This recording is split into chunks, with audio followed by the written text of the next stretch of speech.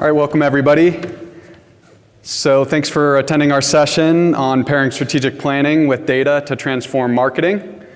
Just a little housekeeping. So this is an hour session and lunch won't start until after this session ends. So don't worry too much about making it to lunch. Still have 45 minutes. So just some context on the session. I think we all know that tactical marketing data like impressions, clicks, click-through rates, tweets, retweets, cost per click, all of these things are really easy to come by, but it's rarely useful unless you've got it laddering up to a broader strategic plan, right? So today we're going to talk about how Red Door worked with Vokey Wedges to do upfront planning and a Domo implementation to transform their marketing efforts and drive real business results. So quick intro on the speakers. Jeremy Stone is Director of Marketing at Vokey Wedges, and he's got a real passion for golf. He was actually captain of the golf team at Carnegie Mellon, where on the side he also earned his BS and MBA in marketing and strategy. Then he spent 4 years at Apple working on the iWorks suite, kind of at the intersection of product development, design, and marketing. And then in 2010, he followed his passion back to golf and went to work for Titleist and has held several roles there in the last 9 years, I guess now, culminating in his current role leading up that Vokey Wedge unit. And then I'm John Faris. I'm president of Red Door Interactive. I lead Red Door's brand, cross-channel, and data groups. And I've got 15 years of experience in sales, marketing, and analytics. And I also lead up our strategic partnerships, including the partnership with Domo. So just a quick preview of the session. We're going to be talking about a framework that you can use to make sure that your measurement strategy is really matching up to your business strategy. And that's really the crux of this presentation. We're going to talk about some critical questions that you should ask before getting into a Domo implementation or implementing anything new in Domo related to your marketing program. Cover some common marketing technology tracking and enhancements that you should be thinking about. And then how you can align your marketing tactics and KPIs with real financial results, pretty important. And finally, Jeremy's going to share some practical tips for how you can transform your marketing organization's culture towards a more data-driven approach. So an important predecessor to solid measurement planning is really organizational alignment around your tactical KPIs and making sure that those tactical KPIs are laddering up to those broader business objectives. You're going to hear that kind of over and over today. Want to really, if you take anything away today, it should be that. And really that boils down to having a good answer when your CEO or your CFO or CMO comes knocking on your door and asks why you're spending tens of thousands, hundreds of thousands, or maybe millions of dollars on a particular marketing channel, tactic, campaign. And so enter the POST framework. So this is a really useful framework that we use. POST stands for purpose, objective, strategy, tactics, and target KPIs. And you can take as many pictures as you like. We're also going to provide a session takeaway that you can download from our website. It's at that URL, bit.ly/gigo2019. And that'll be shared at the end as well. So your purpose should really be aligned with how your brand is transforming the lives of your customers. And in the case of Vokey, it was really helping golfers hit better wedge shots. That makes people happier, transforms their lives, hopefully. And then critically, the objective, and this is where this really all starts. Your objective should be, unless you're a social media startup or a unicorn, it should really be focused on profit, right? That's what we're here to do, is create profit. And you generally create profit in two different ways. You increase revenue, or you decrease expenses, or you create revenue more efficiently. So yeah, create more revenue, no shit, right? Everybody knows that is kind of typically the goal of marketing. But you can get more granular here, and you can think about creating more revenue with a particular customer segment. You can think about creating more revenue in a geographic region or area, and you can think about creating more revenue for a product line. And in this case, for Vokey, it was increasing sell-through share for their line of wedges. And then strategy. So when we think about marketing strategy at Red Door, we tend to think of the customer journey. Other people, talk about the marketing funnel, and really same thing, just flipped horizontal, right? So you want to think about where the center of gravity should be in that customer journey for this particular program. This could be for your whole marketing program. It could be for a single campaign, right? You could have multiple post frameworks that you put into place. And so you want to think about where that center of gravity is. If it's a new product launch or you're launching a brand new brand, you probably want to think about that center of gravity being more towards the awareness side of the funnel, right? Whereas if you're a mature brand in a market that already knows you well, then you're probably going to focus on, reducing friction on your site, for instance, helping people convert more easily. In this case, we really wanted to focus on that consideration phase and providing education across the various touch points that Vokey has with the consumer. And then you get into tactics. And your tactics are really just the concrete actions that you're going to take in order to carry out that strategy. In this case, for Vokey, audience segmentation, website and media testing, content marketing, social, email, a lot of the marketing touch points that you're all familiar with. And then the critical part of this model is that really everything is laddering up vertically and horizontally, right? Pretty simple model, but it just helps you get that buy-in and create that alignment that's going to create a really defensible marketing program. So again, when the CEO asks why we're spending a bunch of money on content marketing, that we've got a good answer about really laddering up to our cross-channel education program, which is going to increase sell-through share of the wedge line. I think, John, that's a really important point to make sure that we all think about. And I think one of the things, and we obviously love working with Red Door, that's why we're here together. But I think it's really valuable to find yourself a partner that you can work with who will challenge when you come up with the first set of answers here. Because the first time we did this, we got it all wrong. And because we kind of misunderstand the purpose and we weren't necessarily thinking properly at each ladder of this framework. And Red Door helped us as a third-party kind of unbiased point of view, just say, look, that's really not your purpose. You're kind of conflating purpose and objective, or you're conflating tactics and strategies. And it helped frame us, and it helped us provide now what we're talking about this week, which is a measurement structure that can help you get better at everything. And so hopefully throughout this presentation, you're going to see how we went through the process with Red Door, and it really revealed some future opportunities, some future tactics for us as a team. But I can't emphasize enough, a lot of times it's easiest to skip over the homework up front. It's easiest to skip over the investment up front, but it proves valuable in the end when you look at the results.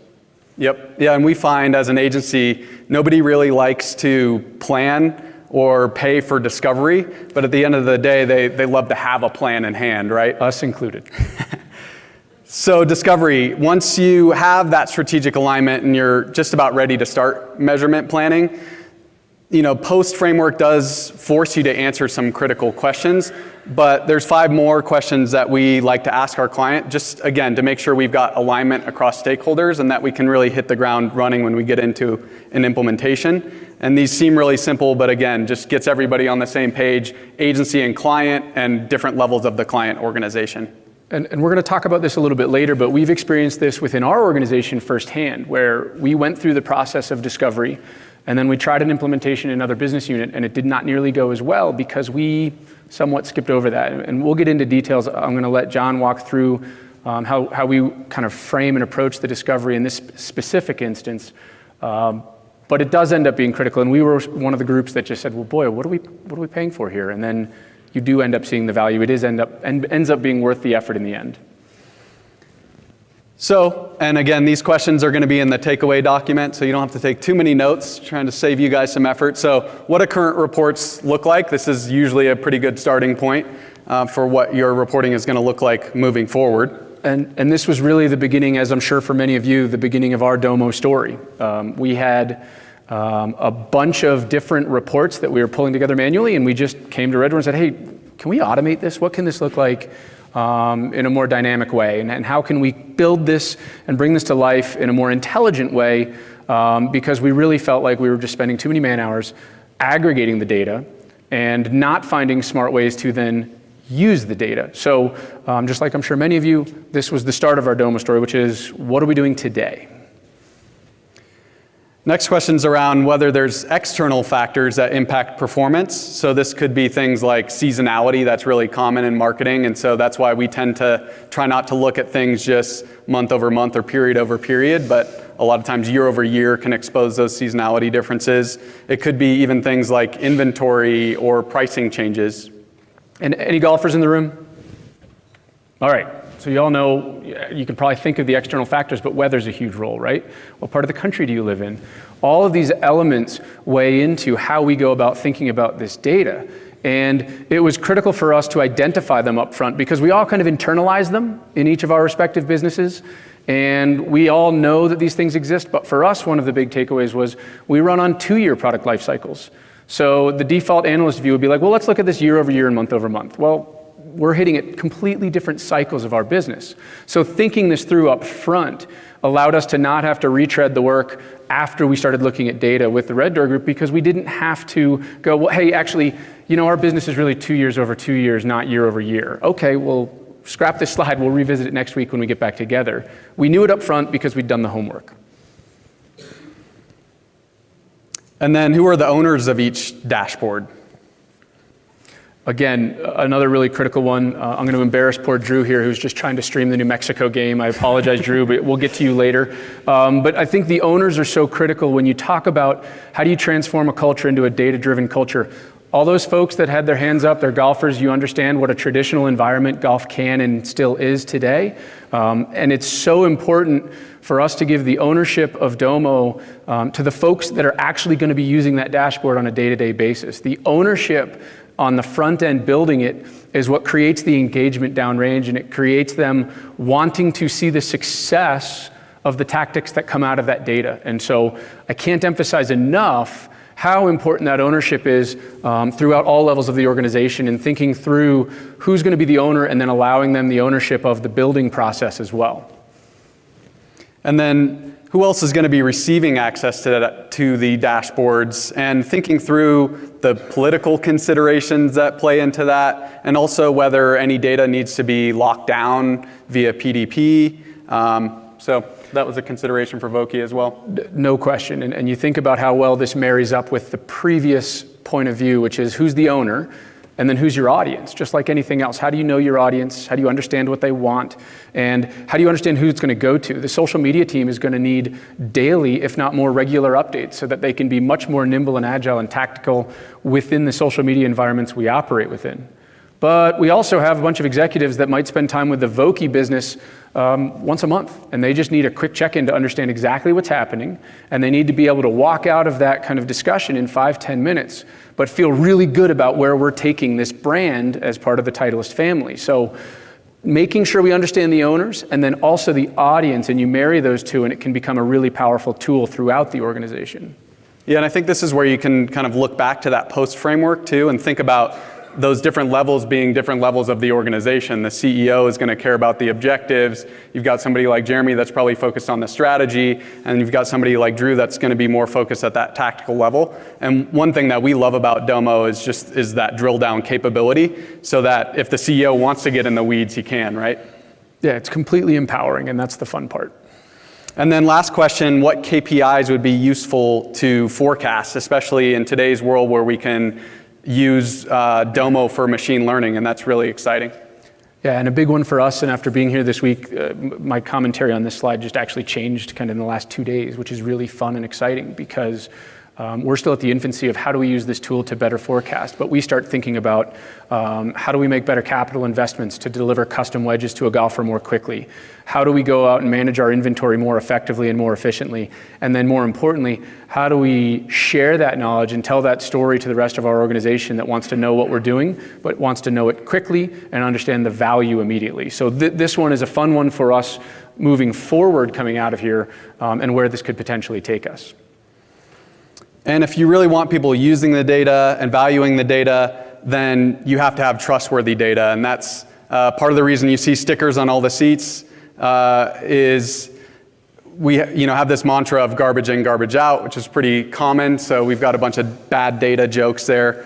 And really, if you don't have the right data and you don't have that accurate, then you're going to lose trust, and all of a sudden people aren't going to be using Domo because they just don't trust the data. And so that's kind of a foundational thing. For Vokey, we pulled in several different data sources, not just these exclusively, but these are some of the common kind of marketing technology data sources that we pulled in. And you have to think about how you're pulling these into Domo, and you also have to be careful with just trusting that everything is perfect with those data sources to begin with, right? And so you need to audit those data sources at the source level, ensure that you're gathering that data accurately and that you're gathering as much useful data as you can. And out of the box, there's issues with some of these data sources. And then when you're pulling it into Domo, obviously doing that data wrangling to dedupe and match columns, et cetera. So just some quick tips here. I'll probably start with Google Ads. So Google Ads out of the box, if you pull it into Domo, it's going to look right the day that you pull it in. But a week from now, the data is not going to match up between the self-serve platform and Domo. And that's because Google Ads has a 30-day cookie window, and they're attributing conversions historically back. And so if you've got a 30-day cookie window, then you're going to start to see inaccurate data for up to a month back. And so what we did to get around this is actually write a custom script in order to overwrite the data on a daily basis going back that 30 days, so that now when your paid search specialist goes into Domo, they're seeing the same thing in Domo that they're seeing in Google Ads, and that's critical to, again, getting the trust, even at that lower level of the organization. The second they flip the switch on Domo and see the numbers aren't matching up, they're like, okay, I'm going back to the platform. So that's really critical. If you want to learn more about that script, come talk afterwards, and Ron, who actually wrote that script, is in the audience. I'm sure he'd be happy to talk more about it. And then Google Analytics. So does anybody have Google Analytics 360 in the room here? A couple of you. So Google Analytics has 20 custom dimensions. I think it's up to 200 in GA360. And so you want to be careful pulling every single one of those custom dimensions into Domo. One thing is you're just going to create a lot of bloat, and if you're limited at all in your Domo license by rows of data, then that could create some issues for you. But also think about GDPR, right? The General Data Protection Regulation, I'm sure everybody's familiar with. But what they did is cast a lot wider net in terms of what the definition of PII, personally identifiable information, is. And so it's no longer like, somebody's physical address and email and those sorts of things. It can be construed as anything that could be put together and potentially reveal the identity of somebody. So if you've got 200 custom dimensions, then you could start to get yourself in some deep water there. And this isn't just for brands that are operating in Europe, because legislation's, whether we like it or not, coming to the US, and as most of you know, California has already passed legislation that goes into effect 2020. So the data privacy is something to start thinking about when you're getting really rich data out of your digital marketing platforms.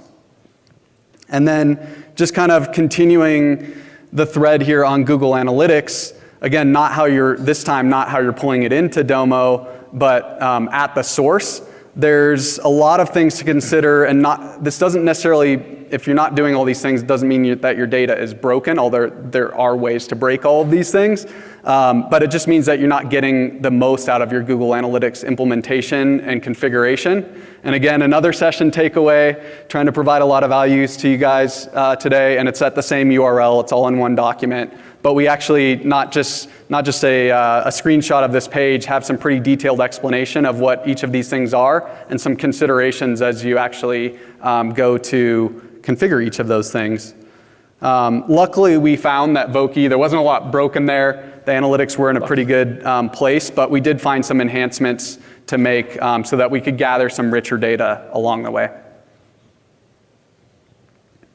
So we like to revisit that post framework pretty often, and we had Domo up and running for Vokey using these metrics, and when we took another look at our tactical metrics, we found that visits weren't quite cutting it in terms of indicating that we were really driving more consideration for the brand or really educating consumers.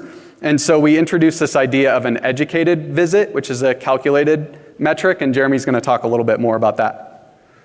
So what we learned early on is that there were a couple of metrics that weren't working for us. We had some situations where we might have some paid media that was driving traffic that was looking like a bounce in GA. And the reality was it wasn't a bounce, but in fact that person had engaged with some of the content on that page. They'd probably educated themselves about the topic they were looking for. That's a pretty good visit, right? And so I think when you look at traditional metrics and you understand like, well, all right, that's a pretty good metric, except when it doesn't quite apply. If we do our jobs right as marketers, I'm gonna probably get you deeper into my website than the homepage and make you discover it yourself, which was going to give me a better GA metric, but it's not going to help you, the audience, understand what you were really looking for. So this gave us the ability to not only understand what a bounce was and what wasn't truly a bounce, but where we were driving people into a smart area of our website, we were able to kind of measure, hey, we want people to go through our site in a certain way, and we want people to understand things about our products. If we do our job right on the front end, and they're asking some certain questions or they get engaged with a proper ad, then they might land right exactly where we need them to, engage with the content, and then walk away, hopefully, to go to a store. And this was another critical element of this entire scenario is the majority of transactions are not measurable to us. They're taking place offline. And so for us in this B2B environment, but a direct relationship with the golfer, it was critical for us to develop some form of a conversion metric. Because that's what we all want, right? We all want to be able to evaluate return on ad spend, and we want to evaluate all the different elements of, am I spending my money in the right places? We really had this black hole, and this started to get us closer to understanding what was driving the right types of traffic and what was starting to drive the right types of behavior amongst the golfers. And we really kind of created a conversion metric because we were lacking that. So one thing that I would encourage you all to do is to continue to revisit that post framework if you decide to adopt that model. As you're adding new site features, as you're adding new channels, tactics, it's really important to kind of use that post framework as a litmus test to say, does this new thing fit? And if it doesn't fit, are we talking about going back and adding a new objective or new strategy? And then we need to make sure that that's all laddering up and that we have buy-in across the organization. And we found that was true with Vokey when we got into the educated visit metric. We said, I think we could be doing better in order to drive more of these educated visits. And so we started talking, we had an email program in place like everybody does, but got into talking about email automation and how could we really blow that program out. And then developing a guided selling tool, which we're going to talk a lot more about, the Wedge Selector tool. So as you can start to see here, these ideas start to build on top of one another. The framework allows us the methodology to think about what we're doing in a pretty smart way, and it allows our partners to understand what our strategic objectives are. Again, you ladder back our North Star. For the golfers in the room, I just want you to hit your best wedge shot. It's really that simple. But we also recognized a simple truth in our business, which is the majority of our product is being bought just off the rack.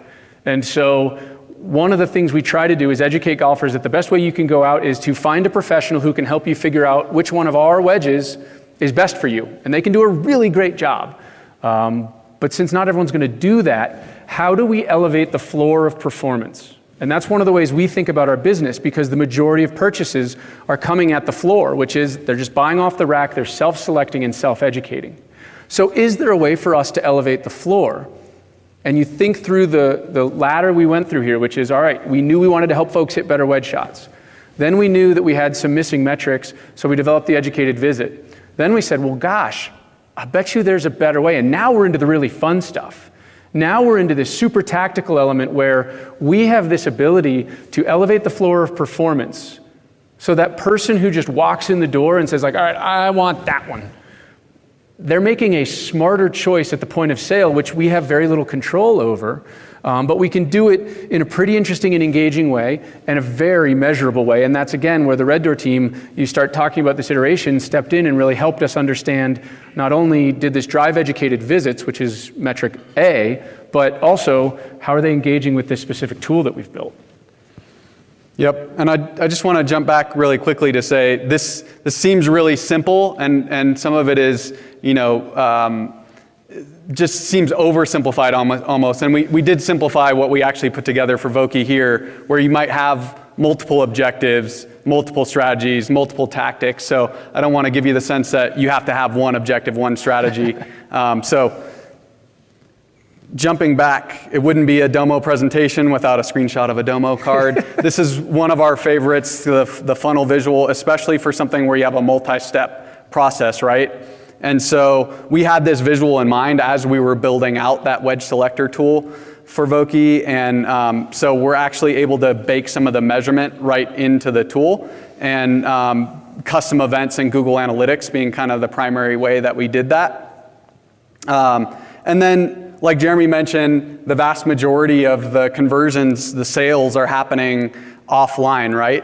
But we know that there's this thing called ROPO, research online, purchase offline, and Google will tell you selfishly that 80% of offline transactions are influenced in some way by digital. And so we really wanted to put especially as we saw a significant amount of people getting to the website and getting through this process and having a really high completion rate, that we wanted to put a dollar value to this thing and actually be able to say, to Jeremy's boss, that the ROI on creating this wedge selector tool actually paid off. And then the other beautiful thing is then we know how much we can afford to spend to drive somebody to the wedge selector tool from a cost per acquisition standpoint in media. So that led us to this idea of conversion value. And if you can put a dollar value to anything that isn't a sale that has a dollar value, but that ladders up to a sale, that's always going to help you make the case to secure more budget and do more great things.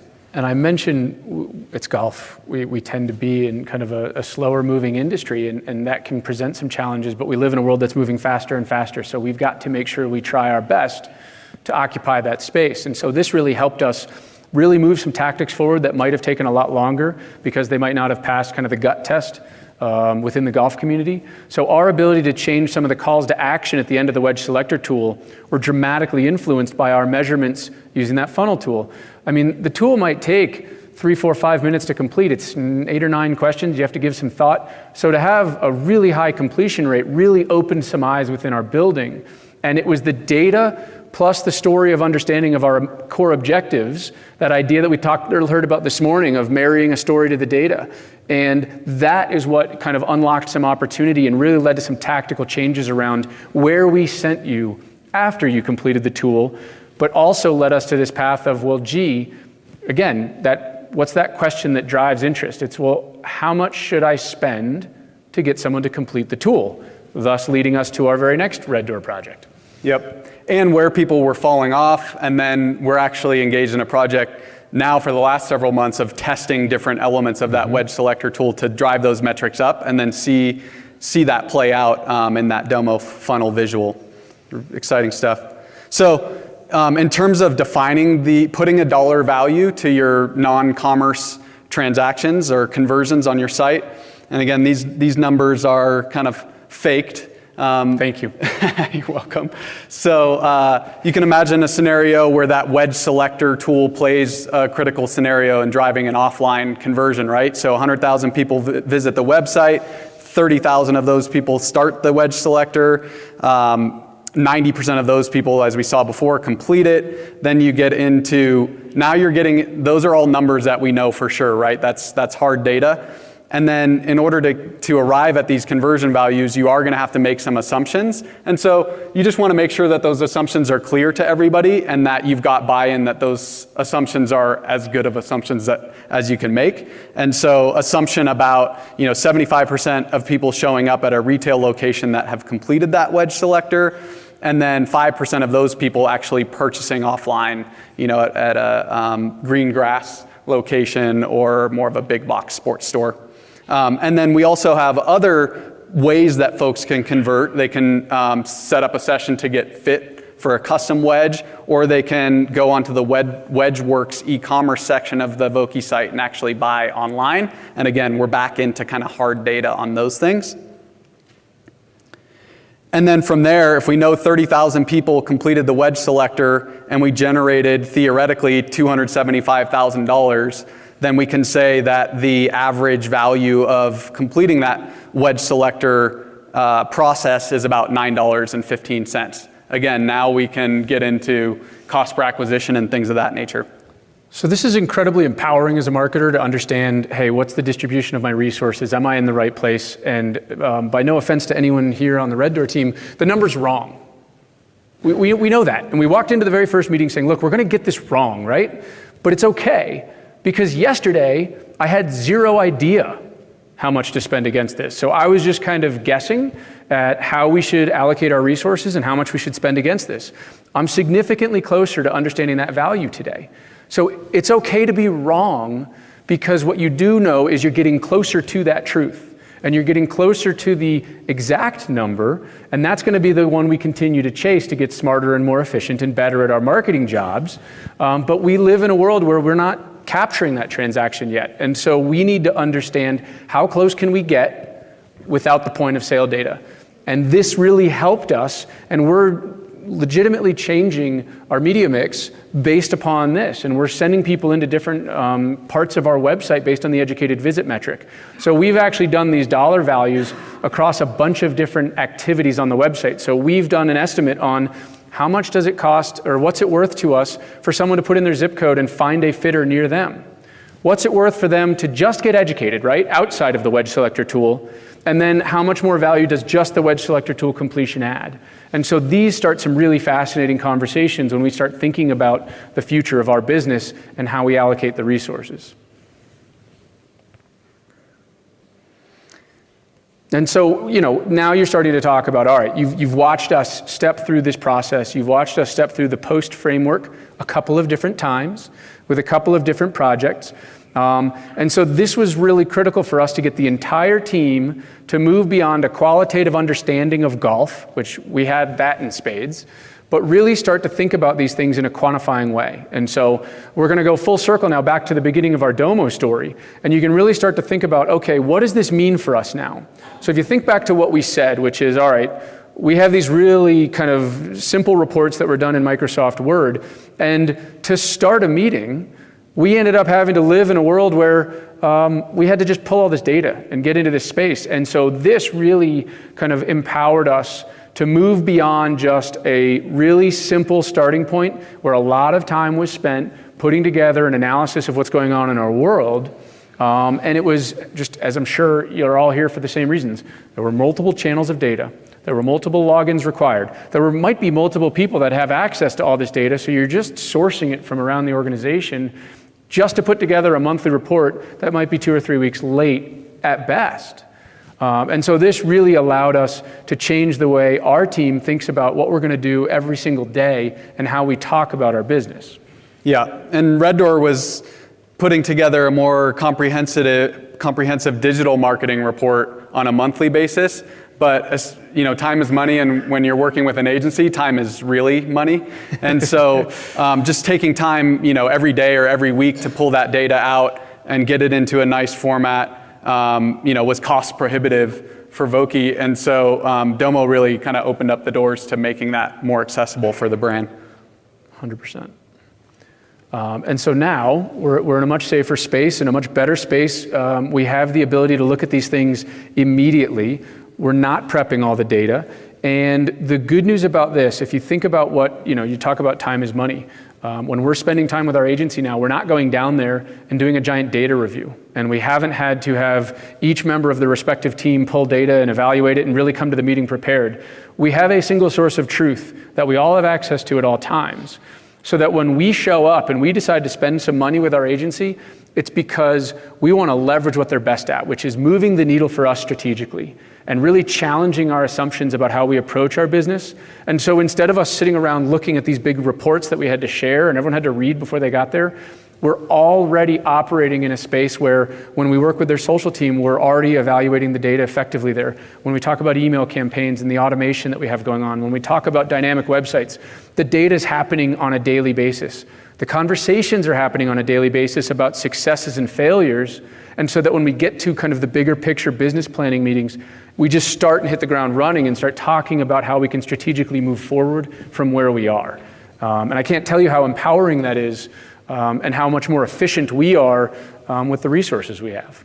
Yep, and as painful as it is to watch somebody up here just read off of a list of bullets in a PowerPoint, it's equally as painful to watch one of your analysts or paid search specialists or something like that read off a bunch of data points from a report. We don't want to be doing that. Like Jeremy said, we want to be diving into more of the strategy and talking about what we should be doing next and lessons learned about the data. And so when we can have the data kind of as table stakes and understanding that everybody has already been knee deep in the data every day, then we can jump straight to those conversations.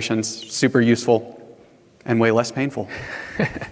The other just super logistical element about Domo that has been very valuable for us is the ability to have that single source of truth where you can answer those questions in a meeting immediately. And I know we've seen that as a theme this week. People feel so empowered that their pocket has all the answers. But we found ourselves, and before we had all this data, we found ourselves in meetings where, for example, one that I can think of all the time is we're discussing with our operations team some of the bottlenecks in the ability to deliver a custom wedge. So you can go out and buy a wedge, and we'll stamp your initials on it or your kid's name or whatever it may be. And we had one group of folks telling us that that was the bottleneck, that the percentage of wedges being stamped was just over the moon, and we really had to evolve how we were thinking about this or think about investments in capital. But in fact, they were just operating off of a weird data set that had the wrong set of data. So the ability to kind of present a single source of truth and say, look, this is what's happening. It's actually only 15% of our wedges are being stamped. So let's now start to think about that. And this is where that forecasting is going to be very exciting for us. Is that number going to grow and by how much? And now we can start making really smart strategic capital investments in how we run our business. And so the ability to answer those questions immediately and not walk out. How many times have you walked out of a meeting where someone had to say, all right, you know what? Let me get that data. We'll reconvene in a couple of days and talk about it. Anyone been there? Now you can just slide it across the table and say, look, here's the data. Let's now reframe the conversation around what's true and think about our business moving forward. And again, that ability to have those conversations can really change the way your entire organization starts to think about data. And I promised you I would embarrass poor Drew. How'd New Mexico end up? No? Still going. All right. So he's totally distracted, but you can definitely interrupt him later to get his story. But I think it's really fascinating. Drew jumped into the deep end. He was managing a highly custom program for us, our WedgeWorks program. And he had to manage inventory, and he had to track those customizations, those super high touch points.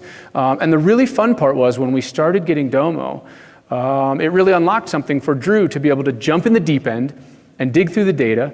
And it was something where in the past, he had the interest in the skill set, but never the access. And this provided the access and the tool to not have to go to a different group of folks for the data or not have to go to someone who could help them create the visualization, but really just start playing with the data. The next thing you know, Drew's taking graduate studies online from Wharton to understand how he can better utilize the business analytics that he's facing in his day-to-day work. Just finished it up in January. And I think it's not unfair to say that we took all the career discussions that Drew and I are having and possibly opened up some doors because now there's this whole empowering platform that he never knew existed with a bunch of data that he knew he needed but had trouble getting to. And he's answering questions for our business now in a way that we never were able to. And so I look at that, it's just such a perfect use case. And he's here this week, he came in early to do some training. I mean, just jumped right in. And I'm not sure that happens if we don't go back to that discovery element of who's gonna own which dashboard. And we're just saying, hey, Drew, you're gonna own this one, man. Go figure it out. And the next thing you know, all these other things happen for Drew. And it's just super fun to watch that growth. And he's just so much better at his role because of it, and has such a more kind of fascinating multiple set of paths to pursue now because of it. And now it's up to him to go figure it out. But it's really fun to get to watch that evolve and happen. And really that ownership, that ability to become, you know, not everyone's gonna end up jumping in the deep end and really having that experience, but it can happen. And it's a lot of fun when you get to watch that happen. Yeah, and that's a democratization of data, right? But then I think also just a key tip for kind of transforming into that data-driven culture is finding out who are the power users, who are those people that can advocate for Domo in other parts of the business, and really leverage that and have them walk through like, hey, that story of how it changed their job and how they're able to be that much more effective because they're in there and actually making their own cards and manipulating their own data. So wrapping up here, some of the key takeaways. Talent is needed to do this stuff. History is littered with examples of companies that implemented marketing technology platforms and didn't put the strategy or talent behind it. And I think BI is squarely in that category. We see it all the time with marketing automation. Like, hey, I just spent 6 figures on Marketo, like all of our problems are solved. But they didn't actually staff up in order to be able to create the content and put all of the flows in place. So data and technology alone aren't gonna do it. And not only do you need the talent, but you need that structure, that strategic plan. For us, it's in the form of that post framework. And we love that because of its simplicity and because it's so easily shared and socialized throughout the organization. And that's something that I think you need with strategy. It's gotta be simple and digestible, because otherwise everybody's kind of interpreting it however they wanna interpret it and going off in their own direction. Another key theme, garbage in, garbage out. So if you're pulling inaccurate data into a platform, then you're gonna be making bad decisions, and nobody wants to be doing that. And then finally, like we've been just saying now, don't meet to review the data, meet to make decisions based off of the data. And one last lesson learned. Yeah, so I promise you, we've been talking all about these success stories and the wins. I promised you in the beginning I'd kind of share the air the dirty laundry for a minute. So here it goes. We've had a lot of fun with our Domo implementation with Red Door. We've had a lot of successes. It's kind of empowered. Thanks, Drew, for letting me interrupt the game. We've certainly enjoyed what Domo has done for our business unit, so we wanted to share it. And we get together with a bunch of other business units, and we always share best practices, and we shared this one with a bunch of the other groups in our organization. And one of them came up to me afterwards, the director of that department, and said, hey, we'd really like to get involved, and we'd like to do this, we'd like to try that implementation. And so they said, all right, well, here, let me introduce you to Red Door. They kind of helped us figure this all out, and there should be some really quick efficiency wins here for you guys. And the problem was, they came to the Red Door team and they said, yeah, what you guys did for Vokey, we want that. And instead of spending the time identifying the nuanced differences of what made their business unit separate and different from ours, and what made their golfer a little bit different, right? So the way someone buys golf balls versus a driver versus irons versus wedges are all very different. They're different price points, they're different considerations, there's different amount of research, there's different life cycle patterns of when you buy those things. But without the discovery, they just kind of carbon copied what we had already done. And we didn't go through the disciplined exercise of saying, right, all right, we have all these wins over here from the Vokey team, but we still need to start from scratch and go through that framework. And that was the part that, again, they were that group that I was in this group as well. So, I come by it honestly. They said, you know what, we're going to skip the discovery phase. We want to find some efficiencies in our spend. And I see a lot of people nodding their heads, but you know this, right? And all of a sudden, the next thing you know, nobody on that team trusts the data. And so they get all these dashboards set up that are pretty much identical to the ones we set up, and we're raving about them. And then they look at us like we're the crazy people, because they're like, well, this doesn't work for us. And I think that's the important part of understanding and designing a framework and making sure that you go through the exercise. And it can sometimes feel like it's either slowing you down or costing too much, but the results pay off because you've thought about it up front. And I was struck by one of the speakers, and I apologize because I'm forgetting who said this, but it really stood out to me, which was the least amount of work you're going to do is if you do the homework up front. It was great, and it was one of the things I learned this week is, boy, that's a great way to frame it. That's this, in a nutshell. Do the homework up front, and now we don't have to go back and revisit it. Or now you haven't created distrust in a platform or distrust in a partner simply because we forgot to just do that step one. And I think while we've had all these successes and love what the program and the platform and our partners are doing for us, we've lived the other side of it as well, and unfortunately we've lived to kind of fight another day. But it's an important one to look back on not only the successes, but the areas where we know we've got to get better. And so that was one that really stood out to us as, boy, all right, even though we have these business units that are talking to the same golfer in the same silly game that has a little white ball going into a hole, they're different. And the categories are different, and the business units are different. And so we've got to make sure that you do the homework up front, and it proves that value. Awesome. Well, that's what we have for you all. We have 14 minutes and 35 seconds for questions. If you have technical questions, why don't you save those for afterwards? You can come up and you can talk to the people that can actually answer those for you that are here from Red Door and Vokey. But happy to answer any questions that you have about the presentation. And you might have to yell because I don't think we have a mic, but I will repeat the question. And we need it actually for the recording. So. Yep. Yep.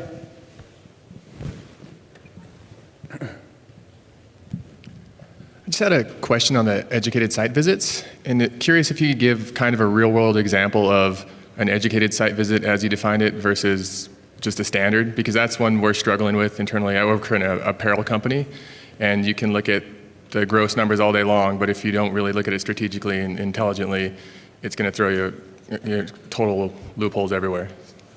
Yeah. So we talked earlier about how within the world of wedges, for Vokey wedges in particular, we have a variety of options. So one might work for you that's different for me, that's different for Drew. And our job is to educate you about what those are. So we have an educational page about all of them. And each one of those pages also happens to have a video describing, hey, what is this wedge?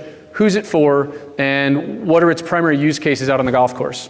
So if someone does a search for what's an F-grind, which is actually one of the wedges we make, and we direct them to that page, they watch a video, for instance, or they watch two videos, and we set up a series of sequences, which is it's either page scroll depth or actions on page that we track via events. Even though they stay on that page, they get to that page, stay on that page, and leave that page, we know that they've taken a series of actions, and now we segment them in GA into the educated visit population. And then we basically go through that exercise anytime we build out a new page that has educational value. And it's unique by page, right? We've also been working on, and one of the really interesting challenges we're facing is there because I'm sure we've all thought about how do you want a user to navigate through your site, right? So let's start tracking that. And hey, if you do kind of this navigation exercise that we think is the right thing to educate you, okay, let's put you in that educated population. And so it's all based on the educational content we put on the site and how you, the visitor, has engaged with that content. And that's one of those, the page scroll depth and things like that are one of those things that might require some of that configuration in Google Analytics to really get. So you're not going to get that out of the box necessarily. Other questions? Can you just elaborate a little bit more on the Google Analytics element, the 30-day delay, or why that's occurring? Yeah. So the question was, can we elaborate on the Google Analytics and the 30-day delay and how that works in terms of bringing the data into Domo? For Google AdWords, yeah. So it could be 30 days, however your paid team has set the cookie window, right? And so Google's going to actually start attributing conversions back to the day where the click happened. And so if the click happened in the past and they go back and overwrite that it was 0 conversions or you had 10 conversions that day, now we're adding 2 more because we're attributing it back to that click, then you would miss that unless you overwrote the data in Domo. So it would show up correctly in the Google Ads platform. It's just going to show up different for that historical data in Domo unless you're overwriting it. Oh, and Ron over here in the hat with the beard, you can talk to him about the custom script. Yep. Beeline afterwards. We had one more here, and then I thought I saw it start another hand potentially going up. I guess maybe just to follow up on the educated visits question, which I was going to ask before. How long did it take you guys to nail that down? Because I imagine initially you probably set some parameters and criteria to define what an educated visit is. And then after a while, I'm sure that's like kind of a changing or evolving metric, right? Yeah, so you in some respects answered that question yourself, right? It hasn't been nailed down. I think it's something we constantly revisit because, as you said, the world's evolving. We're adding new pages. We introduce new products. So there was absolutely a lot of different discussions around what should qualify and really how much do we want you to do to qualify. And it goes back to, okay, what are your marketing tactics? What are you trying to do up front, right? So if you're running a piece of creative that's specific to one thing, then the educated visit might be kind of designed off of that based on where are you sending them, what URL do you send them to, and then where do they engage on the site. The other element to that is obviously new product offerings. And then finally, we talked about a little bit dynamic content. So we're doing some dynamic content testing now to see if we can drive further engagement in the areas of the site that we've seen successful. So we've seen a couple of areas that drive more educated visits than others. The other really fascinating thing that Domo unveiled for us is which channels of advertising and organic traffic are best at driving educated visits. So again, it's just this constantly evolving element that leads to the dynamic content on the site. Maybe the dynamic content is based on the channel you come from. So there's a couple of different elements where we're looking at now to figure out how this continues to grow for us. And just one last question with regards to that. Who was part of the conversation as far as defining that? Good question. We had the Red Door Analytics team with us, and we all sat in a room. Drew was there because in addition to being kind of now a data hound, he's also a PGA professional. So he's really good at understanding how golfers engage with golf-specific product content. And then obviously we had strategic objectives. So you think about the stakeholders that need to be there and the top questions we get in the golf space. And so we know from our fitting community out in the world, we were able to kind of gather some information from them or, hey, what are the top 5 questions you get about wedges? And then obviously our website we think should answer those. So if we've answered those for you, that was the grounding of what's an educated visit. And then we kind of as the Vokey team defined what we think makes a golfer educated or a visitor educated. And then we just kind of quickly passed the buck to the Red Door team to say, okay, how do you measure this, tag this, do all the important things that give us a metric back that says this % of your population has in some way, shape, or form educated themselves.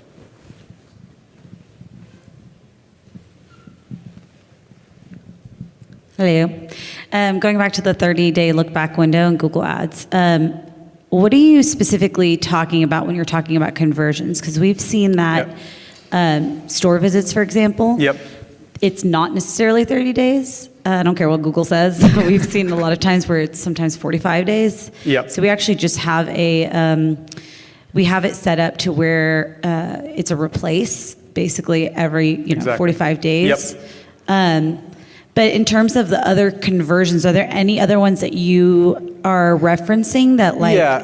So it could be micro conversions, anything you're tracking in AdWords as a conversion. So it could be something like an email subscriber sign up, obviously an e-commerce transaction, or in the case of Vokey, somebody scheduling a fitting appointment. So it's really whatever you're defining in Google Ads as your conversion types. So are you saying that?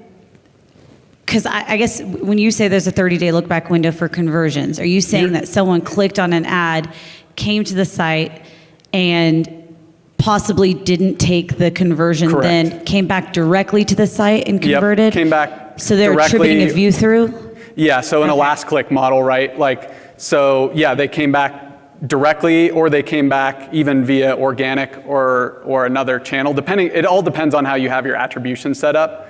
But in a last click scenario, it's going to depend on how your paid media team has set up that cookie window for the different conversions. But you've got it right. You're replacing that data in Domo, and that's kind of the critical aspect of it, to overwrite. Sorry, last question. When you say the attribution model, are you saying like when you actually go into admin and you are setting it up as like data driven or anything like that? Are you saying specifically that last portion click, of it? data driven. In Google Ads first itself, click, right? Yeah. Okay. Yep. That's all. All right. Yep. One last question.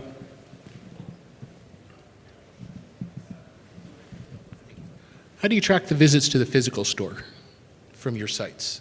Because you had the fitter, you had the purchase online, and then there was the visits to the physical sites. How do you account for that?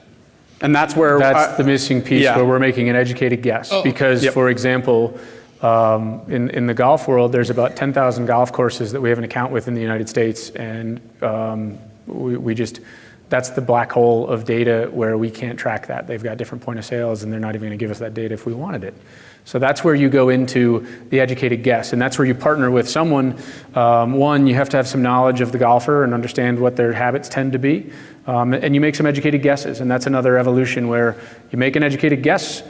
Does that feel right? You know, you can look at your sales data. So for in the example we showed, what do we think that's worth? How many people do we think drove it? How many wedge sales do we think it drove? I think the first time we looked at the model, albeit the team did a great job, we probably made some fine tuning to say like that doesn't really pass kind of that gut instinct that we have about what this is really bringing to the table. But that's one that's just in the world of when I said, hey, you're going to get this wrong. That's why we're getting it wrong, is that's an educated guess. Yep. And if you have owned retail, or you've got just a handful of big box retail partners or something like that, then that's where somebody like Google or Google's trying to solve that, right? Yeah. She mentioned store visits. They're trying to use people's mobile devices to track them from researching online to showing up offline. So still strides to be made there, but yeah.